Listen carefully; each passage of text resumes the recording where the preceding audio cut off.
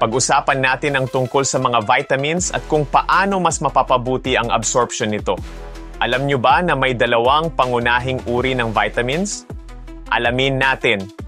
Una, may mga fat-soluble vitamins tulad ng A, D, E, at K.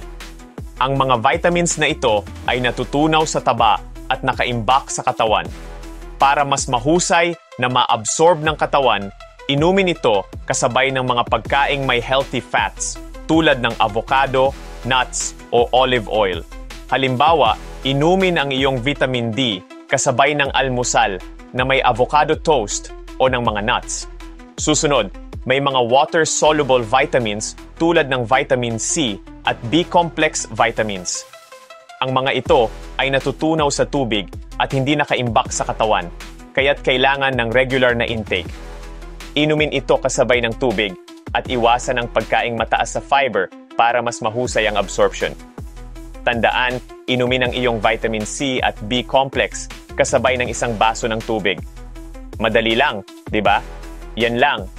Isang mabilis na tip para sa mas mabuting absorption ng vitamins.